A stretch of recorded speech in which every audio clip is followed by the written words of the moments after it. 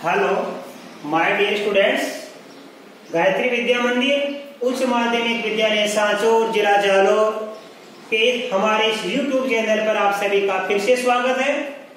प्रिय विद्यार्थियों, आज हम कक्षा 9 की विषय गणित अध्याय 13 पृष्ठीय क्षेत्र एवं आयतन के प्रश्न 13.4 के सवाल नंबर 5 से हल करना सीखेंगे। देखो जो लिखा है, हमारे पीतल के एक अर्धगोलाकार कटोरे का आंतरिक व्यास 10.5 सेमी है। 16 रुपए प्रति 100 सेमी स्क्वायर की दर से आंतरिक पृष्ठ पर कलई कराने का व्यय हमको ज्ञात करना है। तो देखो, अर्धगोलाकार कटोरे का आंतरिक व्यास 10.5 सेमी है, इसलिए ध्यान देना, इसलिए अर्धगोलाकार कटोरे की आंतरिक त्रिज्या R बराबर कितनी हो जाएगी? 10.5 में 2 का भाग देंगे, आधा कर लेंगे। व्यास की आधी त्रिज्या होती है, तो हमें अर्धगोलाकार कटोरे की ये आंतरिक त्रिज्या प्राप्त हो गई। अब आंतरिक पृष्ठ पर कलई करने का व्यय क्या करेंगे? तो पहले आंतरिक पृष्ठ हम क्या करेंगे? पृष्ठीय क्षेत्रफल। तो अर्धगोलाकार है, इसलिए सूत्र लगेगा अर्धगोले का वक्र पृष्ठीय क्षेत्रफल। इस तरह लगेगा, सूत्र होता है 2 पाई r स्क्वायर। 2 की जगह 2 और पाई का मान क्या लेंगे? 22/7 r का मान कितना है? 10.5/2 का होल स्क्वायर, और यहां लिख देना सेमी स्क्वायर। तो 2 गुणा 22/7 10.5/2 को हम 2 बार लिखेंगे, और यहां लिख देंगे सेमी स्क्वायर। देखो 2 से काट देंगे 2, और 2 से काट देंगे हम 11 बार, और 7 को इससे काट देंगे 1.5। अब गुणा कर लीजिए 11 को 10.5 से, तो 11 पंजे 55, 11 एकम 11, एक संख्या छोड़ के लग जाएगा दशमलव। 11 को इससे गुणा कर लिया, आगे लिखा 1.5। अब हम गुणा करेंगे इसको, देखो ध्यान से। तो देखो 15 पंजे 75 की 5 हासिल के 7, 15 पंजे 75 में 7 जोड़ देंगे, तो 82 की 2 हासिल की 8, 15 और 8 23 की 3 हासिल की 2, 15 और 2 17। अब एक रे 2 संख्या छोड़ दशमलव लगाएंगे, तो ये आ गया आंतरिक वक्र पृष्ठीय क्षेत्रफल। अब हमें क्या करना है? 16 रुपए प्रति 100 सेमी स्क्वायर की दर से आंतरिक पृष्ठ पर, या ऐसे दो की दर से 173.2 आपको 173.25 सेमी स्क्वायर पर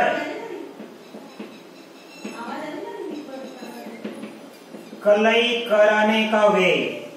कैसे क्या करेंगे? देखो 173.25 कुल वक्र पृष्ठीय क्षेत्रफल है, इस पर हमको कलई करानी है। किस भाव से?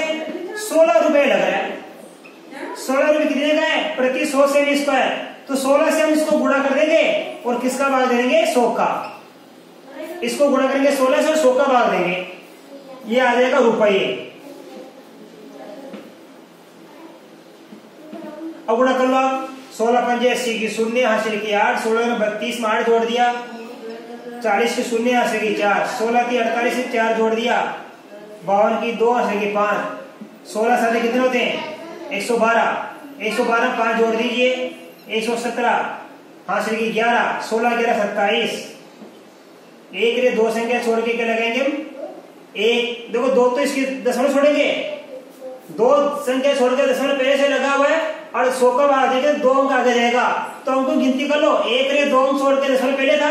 अब यहाँ से गिनती करो 1 2 3 4, ये 2 100 में 2 शून्य होती है, तो 100 का भाग देंगे, तो 1 2 3 4 संख्या छोड़ के पॉइंट लगाना, 1 2 3 4 संख्या छोड़ के लगाएंगे पॉइंट, तो आ गया 27.72 रुपये।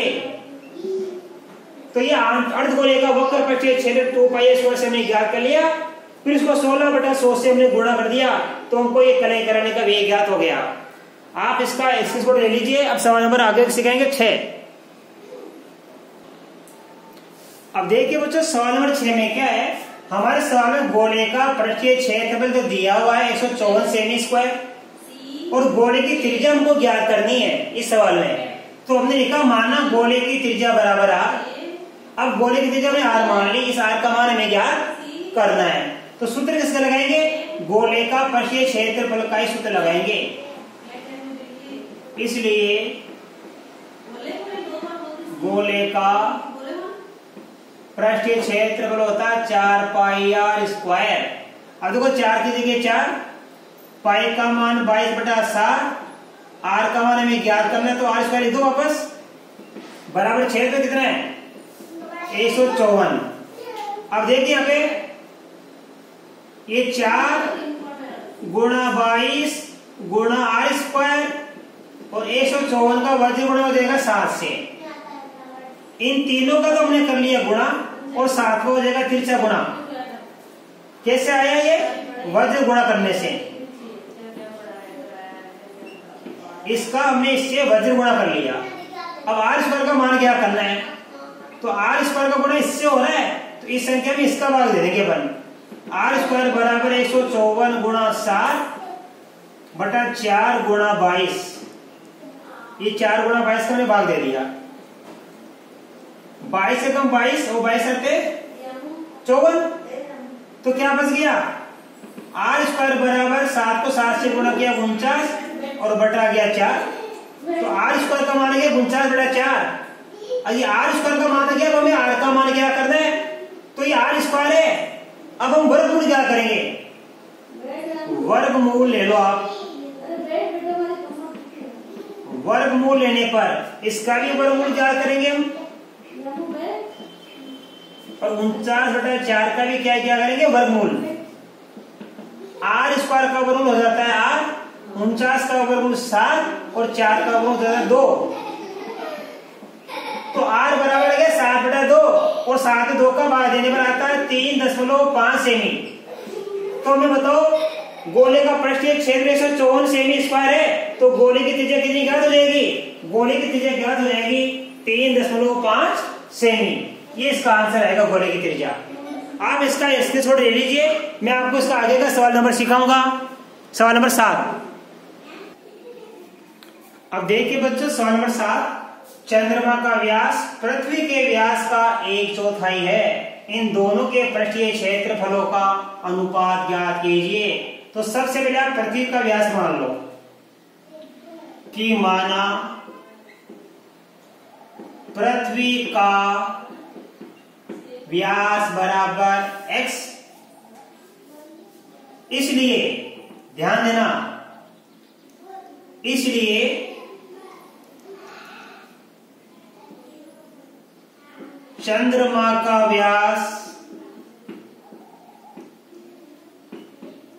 पृथ्वी के व्यास का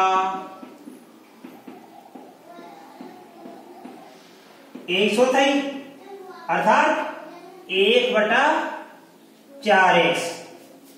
तो देखो लिखा ना चंद्रमा का व्यास पृथ्वी के व्यास का 1/4 है। हमने पृथ्वी का व्यास x मान लिया, इसलिए चंद्रमा का व्यास होगा पृथ्वी के व्यास का 1/4 यानी 1/4x। इसलिए पृथ्वी की त्रिज्या, ये पृथ्वी की त्रिज्या मानूंगा मैं R1। तो पृथ्वी का व्यास कितना हमारे पास में x है तो त्रिज्या क्या हो जाएगी 1/2x। इसलिए अब चंद्रमा का ज्ञात कर लो। इसलिए चंद्रमा की त्रिज्या ये हमने R2 मान ली, इसका अधिक कर लो 1/2 गुणा 1/4x यानी 1 कितनी हो गई 8x। तो हमें पृथ्वी की त्रिज्या 1/2x प्राप्त होगी और चंद्रमा की त्रिज्या प्राप्त होगी 1/8x। क्योंकि चंद्रमा पृथ्वी दोनों गोल आकृति होती है तो हम क्या लगाएंगे अब इन दोनों के पृष्ठीय क्षेत्रफलों का अनुपात ज्ञात करना है तो गोले के पृष्ठीय के क्षेत्र का अनुपात लगाएंगे हम। इसलिए दोनों के पृष्ठीय क्षेत्रफल में अनुपात, अब दोनों का पृष्ठीय क्षेत्रफल का हमको अनुपात ज्ञात करना है। पहले किसका है चंद्रमा का, तो लिखेंगे देखो 4 पाई आर स्क्वायर। देखो यहाँ पे चंद्रमा की क्या है, यहाँ पे चंद्रमा की त्रिज्या कितनी है R2, तो ये लिखा 4 पाई R2 का स्क्वायर, और नीचे लिखेंगे किसका, पृथ्वी का 4 पाई R1 का स्क्वायर। ऊपर तो चंद्रमा का पृष्ठीय क्षेत्रफल और नीचे लिखेंगे पृथ्वी का पृष्ठीय क्षेत्रफल। चंद्रमा की त्रिज्या कितनी है R2, तो 4 पाई R2 स्क्वायर हो गया, क्योंकि गोले का पृष्ठीय क्षेत्र होता है 4 पाई R स्क्वायर। और यहाँ में R का मान क्या बना, एक तो R1 एक R2। R1 किसके बने, R1 मानी हमें पृथ्वी की, और R2 किसके मानी, चंद्रमा की। तो ये ऊपर तो आएगा किसका, चंद्रमा का, चंद्रमा का पृष्ठीय क्षेत्रफल, और नीचे लिखेंगे पृथ्वी का पृष्ठीय क्षेत्रफल। अब देखो 4 पाई से 4 पाई आप काट दीजिए, R2 का मान लिखो, R2 का मान कितना हमारे पास में 1/8x, 1/8x गुणा 1/8x। इस बट्टा का मतलब क्या है, मैं भाग लगा सकता हूं, ये भाग किसका, R1 का स्क्वायर, और R1 का मान कितना है 1/2x गुणा 1/2x। अब आप इस पर कर लीजिए 1/8x गुणा 1/8x, भाग की जगह गुणा कर देंगे, ये दोनों ऊपर चल जाएगा, तो हो जाएगा 2/x गुणा 2/x। ये 2 ऊपर चल जाएगा, इस नीचे आ जाएगा, 2 ऊपर चल जाएगा, इस नीचे आ जाएगा। अब आप काटो, इस x से x गया, x से x गया, 2 एकम 2 और 2 दूनी 4, 2 एकम 2 और 2 दूनी 4, हाँ 2 एकम 2 और 2 चौके 8, 2 एकम 2 और 2 चौके 8। तो क्या बच गया, ऊपर हमारे पास बच गया 1 और नीचे हमारे पास बच गया 4 गुणा 4 16। तो ये अनुपात आ गया, इसको हम लिख सकते हैं 1/16। तो चंद्रमा का पृष्ठीय क्षेत्रफल और पृथ्वी के क्षेत्रफल का अनुपात आ गया 1/16। अब आप इसका स्क्रीनशॉट ले लीजिए, मैं आपको इसके बाद अगला सवाल सिखाऊंगा। अब देखिए बच्चा सवाल नंबर 8। एक अर्धगोलाकार कटोरा स्टील का बना हुआ है और स्टील की मोटाई 0.25 सेमी, अर्थात अर्धगोलाकार कटोरे की मोटाई है 0.25 सेमी, और अर्धगोलाकार कटोरे की आंतरिक त्रिज्या दे रखी है 5 सेमी। ज्ञात करना कटोरे का बाहरी वक्र पृष्ठीय क्षेत्रफल। अब कटोरे का बाहरी वक्र पृष्ठीय क्षेत्रफल ज्ञात करो, चाहे आंतरिक वक्र पृष्ठीय क्षेत्र ज्ञात करो, सूत्र तो हो लगेगा 2 पाई आर स्क्वायर का, आपको लिखा रखा है। अर्धगोले का वक्र पृष्ठीय क्षेत्र होता है 2 पाई आर स्क्वायर, लेकिन आंतरिक में आएगा आंतरिक त्रिज्या का मान और बाहरी वक्र पृष्ठ में आएगा बाहरी त्रिज्या का मान। अब देखो ये हमारे कटोरे की मोटाई दे रखी है और कटोरे की आंतरिक त्रिज्या दे रखी है, इसलिए एक अर्धगोलाकार कटोरे की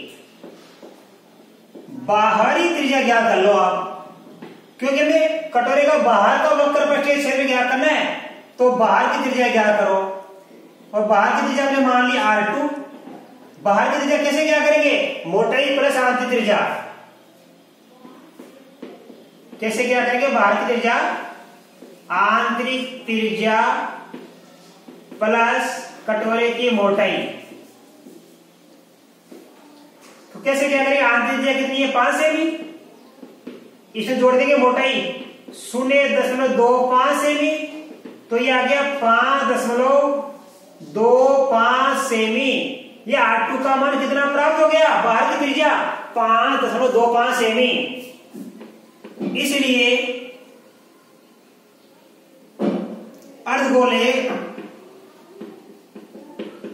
अर्धगोलाकार कटोरे का बाहरी वक्र पृष्ठीय क्षेत्रफल। देखो वक्र पृष्ठीय क्षेत्र गोले का क्या, अर्धगोले का क्या होता है 2 पाई आर स्क्वायर होता है। अर्धगोले का चाहे बाहर का हो चाहे आंतरिक हो, वक्र पृष्ठीय क्षेत्र अर्धगोले का क्या होता है 2 पाई आर स्क्वायर। अब हमें क्या करना है, बाहर का वक्र पृष्ठीय क्षेत्र क्या करना है, तो बाहर की त्रिज्या में क्या मानी R2, तो यहां लिख देना R2, ये R2 ये संकेत है समझने का। 2 की जगह 2 पाई का मान 22/7, R2 का मान कितना है, R2 का मान 5.25 कितनी बार लिखूंगा? 2 बार, ये 2 बार लिख दिया। अब काट दीजिए 7 में 7, ध्यान देना 10 दशमलव का दशमलव, 7 तो 7 49, बच गए 3, 7 पंजे 35, तो 0.75 आ गया। अब हम गुणा करेंगे, देखो यहां से 22 गुणा 0 कितना ये 5 गुणा 5.25 सेमी स्क्वायर। अब इन सबको हम गुणा करेंगे बच्चों, इन सभी को क्या करेंगे? गुणा। तो देखो पहले हम पिछले को 44 से गुणा करेंगे, 0.75 का 44 से गुणा करेंगे, 4 पंजे 20 के 0 80 2 728 2 30, फिर ये आ जाएगा 2 से छोड़ 33 आ गया। अब 33 का गुणा करेंगे 5.25 से, 25 75 3 पंजे 15, फिर 25 75 3 पंजे 15, 5 का 5 7 5 12 के 2 अशर की 1, 7 12 1 13 के 3 अशर की 1, 2 5 7 1 का 1, 2 संख्या छोड़ दशमलव, तो ये आया हमारे पास 173.25 सेमी स्क्वायर। तो अर्धगोलाकार कटोरे का बाहर का वक्र पृष्ठीय क्षेत्र आ गया 173.25 सेमी स्क्वायर। अभी आपको समझने की चीज है, जब किसी एक ठोस वस्तु की मोटाई दे रखी है, यहाँ पे देखो ध्यान से, और आंतरिक त्रिज्या दे रखी है, तो बाहर की त्रिज्या कैसे क्या करेंगे? आंतरिक त्रिज्या में मोटाई जोड़कर, राइट। कभी इसका उल्टा हो जाता है, बाहर की त्रिज्या के साथ मोटाई दी होती है, तो आंतरिक त्रिज्या कैसे क्या करेंगे?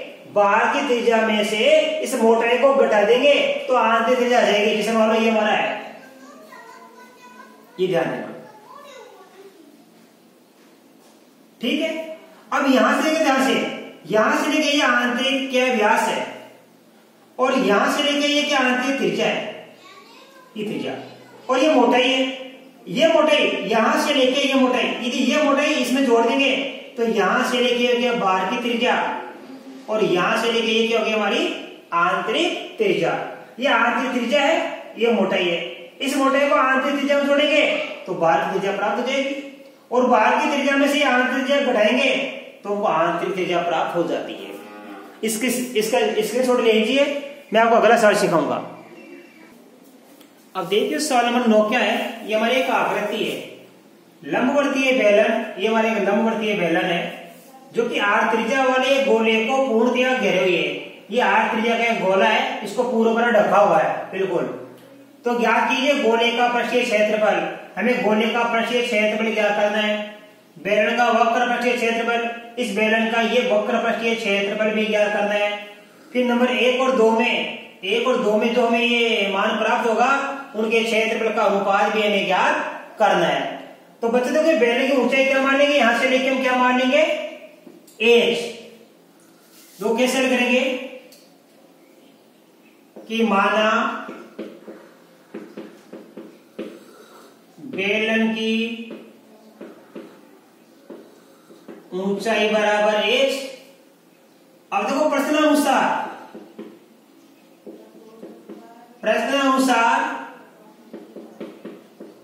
गोले की त्रिज्या, ये जो गोले की त्रिज्या है बच्चों, यही त्रिज्या किसकी होगी? हमारे बेलन की होगी। यही त्रिज्या किसकी होगी? बेलन की। तो गोले की त्रिज्या बराबर क्या होगी? बेलन की त्रिज्या, और दोनों का मान क्या लिख देंगे? r। देखो r त्रिज्या वाला गोला है, गोले की त्रिज्या r है, तो बेलन की त्रिज्या भी क्या होगी? r, क्योंकि इस गोले को ये बेलन पूर्णतया ढके हुए है। अब क्या करेंगे? नंबर 1, पहले गोले का पृष्ठीय क्षेत्रफल ज्ञात कर लो। गोले का पृष्ठीय क्षेत्रफल का सूत्र होता 4 पाई r स्क्वायर, त्रिज्या का मान r दिया है, तो ये आंसर आ गया। नंबर 2 क्या करना है? बेलन का वक्र पृष्ठीय क्षेत्रफल। बेलन का वक्र पृष्ठीय क्षेत्रफल क्या होता है? 2 पाई r h। तो देखो बच्चों, 2 की जगह 2, पाई की जगह पाई लिखेंगे वापस, r की जगह r और h। अब देखो बच्चों ये h, ये एच का मान किसके बराबर है? देखो यहां से लेके ये आर है और यहां से लेके फिर आर है और ये डबल आर किसके बराबर है? एच के। तो ये जो बैरल की ऊंचाई है यहां से लेके यहां तक है, ये भी एच तो ये भी एच, ये आर और आर क्या है? 2r। तो मैं एच की जगह क्या लिखूंगा? यहाँ पे 2r। क्यों लिखूंगा मैं? क्योंकि एच बराबर क्या है? हमारे प्रश्न के अनुसार एच किसके बराबर है? इस 2r के बराबर है। अब हम इसको लिखेंगे, देखो 2 दूनी 4, पाई का पाई, आर और आर मिलकर क्या बन जाएगा? R square. तो इसका आंसर आ गया बच्चों, बेलन का वक्र पर क्षेत्रफल भी आ गया 4 पाई आर स्क्वायर। तो दोनों का समान आ गया। अब अनुपात क्या करेंगे? इसलिए एक का क्षेत्रफल अनुपात, ये तीसरा बता रहा हूं मैं आपको सवाल।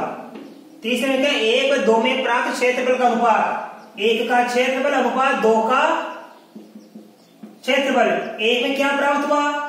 4 पाई आर स्क्वायर और 2 में भी यही प्राप्त हुआ 4 पाई आर स्क्वायर। दोनों का मान समान है तो ये दोनों का अनुपात कर देगा। ये दोनों समान संख्या है तो कर देगी 1:1। तो नंबर 1 में प्राप्त और नंबर 2 में प्राप्त क्षेत्रफल का अनुपात आ गया 1:1। दोनों का बराबर प्राप्त होगा बच्चों। तो मैं आशा कर सकता हूं इसी के साथ देखो हमारी प्रश्नावली खत्म हो गई 13-4। ये 13-4 के हमने सभी सवाल हल कर लिए हैं और मैं आशा कर सकता हूं कि आपको बताए गए ये सभी सवाल अच्छी तरह समझ में आए होंगे।